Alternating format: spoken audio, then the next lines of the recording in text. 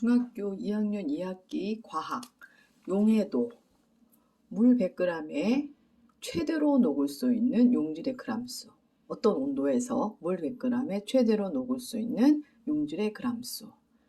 어떤 온도, 일정한 온도겠죠. 어떤 온도에서 물은 다른 말로 용매라고도 합니다. 대표적인 용매죠. 물 100g 정해져 있는 거예요. 100g에 최대로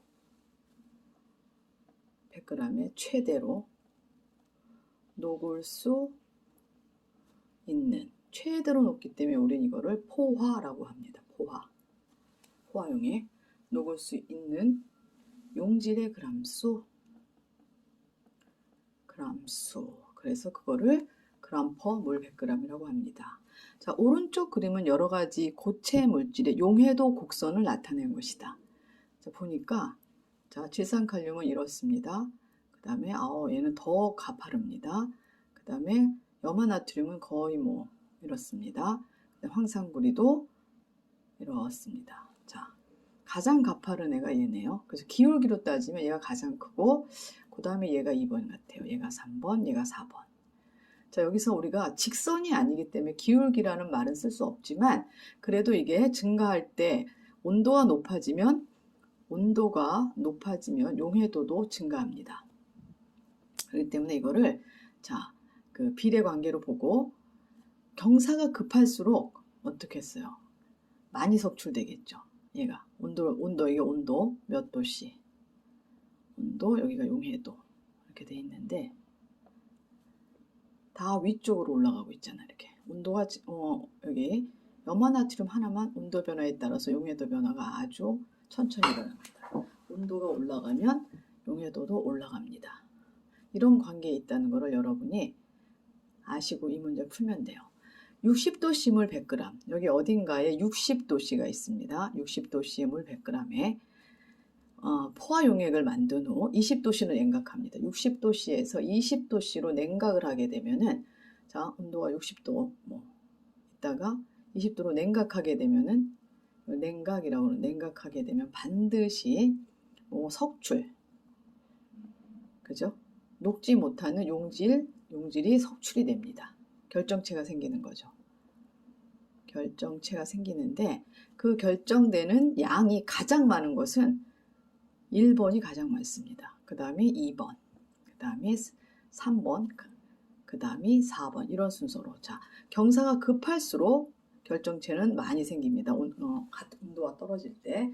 그렇게 알고 계시면 되기 때문에 질산칼륨이 아니군요. 1번, 그죠? 저는 이렇게 썼는데, 그죠? 얘가 1번. 맞습니다. 질산칼륨이 가장 석출되는 결정량이 가장 많게 됩니다.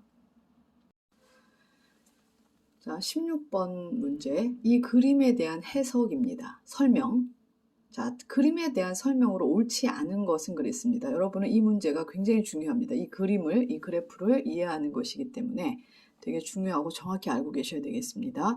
자, 용해도 곡선에서 표시된 점은 다 포화용액이다. 맞습니다. 질산나트륨 포화용액, 다 포화용액 맞고요. 1번은 맞고요. 2번은 온도에 따른 용해도 변화가 가장 작은 것은 염화나트륨이다. 변화율이 가장 작은 건 초록색 염화나트륨 소금 맞습니다. 온도가 아무리 바뀌어도 용해도가 이렇게 올라가지 않죠. 거의 일정하죠.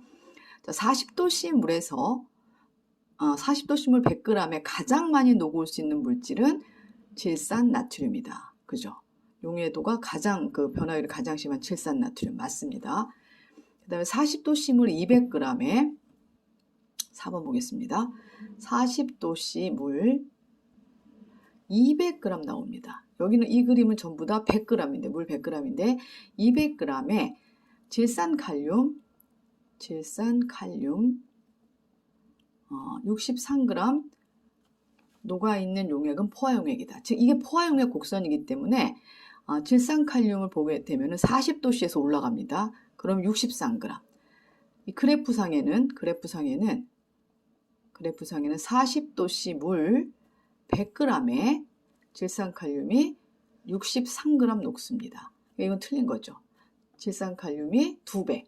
물이 2배가 됐기 때문에 질산칼륨도 2배가 돼야 됩니다. 그래서 126g이 최대로 녹을 수 있기 때문에 4번은 틀렸습니다. 그 다음에 5번 60도씨 물 100g. 자, 60도씨에서 올라갑니다. 100g에 60도씨 물 100g. 황산구리 2가 지금 60도씨 여기서 올라가면은 황산구리 2가 40g이 녹네요. 황산구리 2 40g이 녹는다고 그래프에 나와 있습니다.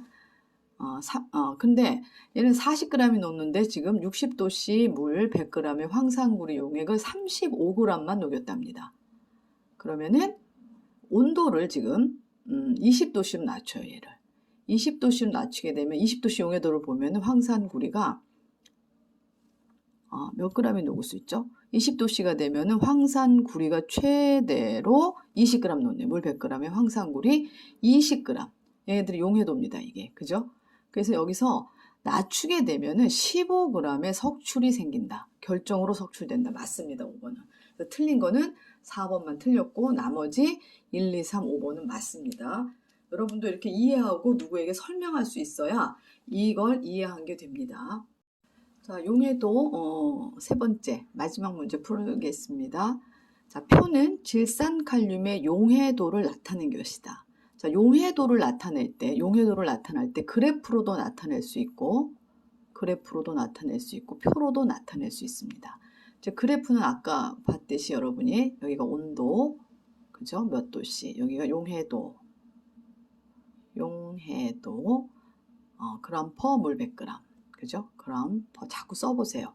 물 100g, 이거는 물 100g 이렇게 됐을 때 이렇게 일정한 염화나트륨도 있고 그 다음에 아주 급하게 녹는 온도 변화에 따라서 막 급하게 녹는 질산칼륨도 있고 그 다음에 이렇게 되는 질산나트륨 어느 정도 잘 되는 질산나트륨 그 다음에 황산구리 2 용액도 있습니다. 이렇게 올라가는. 그래서 가장 급하게 움직이는 애가 질산칼륨, 질산나트륨, 황산구리 2, 염화나트륨 이렇게 표시도 하지만 이렇게 한 가지 물질 질산칼륨에 대해서 온도와 질산칼륨이 최대로 녹을 수 있는 물 100g에 최대로 녹을 수 있는 걸 이렇게 표로도 나타낼 수가 있습니다. 40도씨 물 100g 하면 40도씨 용해도를 봐야 돼요. 40도씨 물 100g의 최대로 용해도가 얼마냐면은 62.9g입니다. 그죠? 이게 용해도예요. 용해도.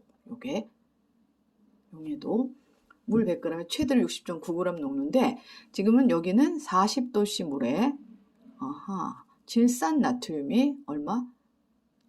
물 100g에 질산나트륨이 31.9g 녹아있다. 이 용액을 포화 용액으로 만들려면은 필요한 질산칼륨은 그렇죠. 여기에서 이만큼이 더 필요하잖아요. 얼마를 더 넣어줘야 되죠? 62.9가 되려면은 31g을 더 넣어주면 포화 용액이 되겠죠. 그 다음에 이게 1번이고요. 2번 문제는 80도씨 물입니다. 80도씨 물 200g이랍니다. 200g. 근데 자, 80도씨 물이면 170.3g이네요. 이거부터 쓸게요. 용해도부터 쓸게요. 물 100g. 그러면 거기에 170.3g. 녹는데 요게 바로 요 용해도입니다. 질산칼륨의 용해도입니다. 80도씨에서. 근데 문제는 80도씨 물 200g에 질산칼륨을 녹여 포화용액을 만들었대요. 그러면은 여기가 몇 배 됐어요? 여기가 2배 됐잖아요. 그럼 여기도 2배 하시면 되는 거예요. 그러면은 340.6g이 지금 녹아 있는 겁니다. 200g에 340.6g이 녹아 있는데 60도씨로 냉각을 해요. 얘가 60도씨로 냉각하면 60도씨 용해도를 보면은 60도씨 물 100g에 이거 용해도가 얼마냐면은 109.2 g이 바로 용해도입니다. 이게 용해도. 근데 얘도 내려오면 온도만 내려오니까 60도씨 물 몇 g이 되겠어요? 물 200g 속에는 얘가 얼마? 218.4g이 녹겠죠. 이거 2배. 여기 2배, 여기도 2배. 그래서 원래는 340.6g이 들어있는데 218.4만 녹을 수 있기 때문에 340.6 빼기 218.4 이걸 빼게 되면은 얘가 섭출이 되는 거죠. 2고요. 그 다음에 여기 2고요. 3, 2. 그 다음에 1. 122.2g이 섭출이 되는 것입니다. 용해도 어렵지 않습니다. 용해도에 대한 정확한 뜻만 알고 있으면 그냥 단순한 비례식이에요. 비례식. 40도일 때 62.9면 그 다음에 뭐 40도씩 물 100g, 물 200g이 되면 용해도도 이것도 2배로 올라가고 물이 50g으로 줄면 얘도 반으로 줄고 단순한 비례 관계식을 얘기하는 거기 때문에 어려운 문제가 절대로 아닙니다. 이거를 정확하게 용해도가 무엇인지를 먼저 정확하게 이해하셔야 되겠습니다.